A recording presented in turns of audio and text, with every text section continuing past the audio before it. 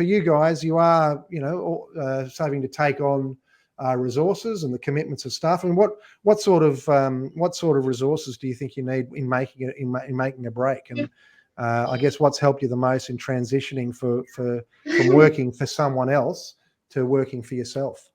From my standpoint, I'm just at the stage of setting all this up, so I can speak to it a little bit now as I go through it. It's never been a greater time to express independence for yourself, gather your team together, because you really just need your clients, your team, a laptop, a website, and a little bit of technology, and away you go.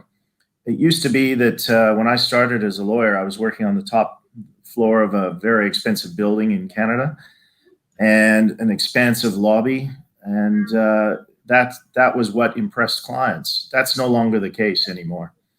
I won't tell you how long ago that was, to date myself, but what you need now is a professional reputation.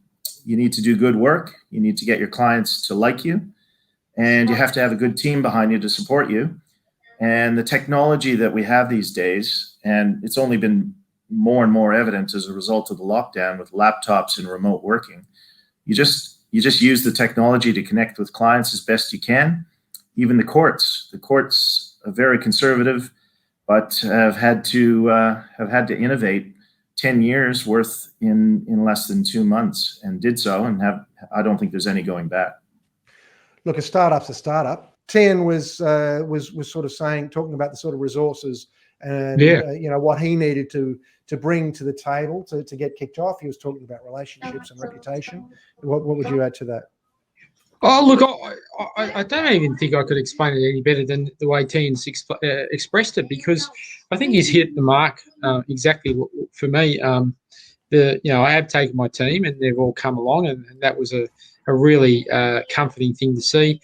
Setting up the firm, insolvency firms are focused on the systems, for the software program, the banking, and then probably the professional indemnity and location. Now the location is, I've got premises, but I haven't moved in because there's just no point at this stage. But it's been remarkably a lot easier than I expected. In fact, Tean and I were exchanging emails the other day about websites, and he said, "Oh, who's your website designer?" I said, "It's my manager.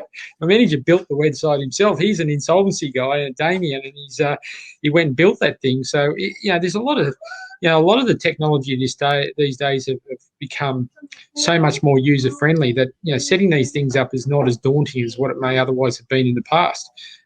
There's no issue around the internet and data storage and all that stuff now is just a given. There's no issue of it ever running out of space or anything like that.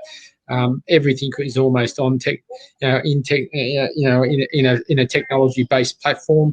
Really, it's been a lot better than I expected. So it's been really good. And again, with the contacts and the relationships, it is a very relationship-based industry we operate in. Whether you're a lawyer or an accountant or an insolvency practitioner, the clients will come to you because of the way you interact and the way you manage the relationship with them. And as long as you keep doing the right thing and keep servicing them in the right way, I think the whole issue of setting up technology capacity, risk frameworks, all that stuff is much, much easier than what it used to be.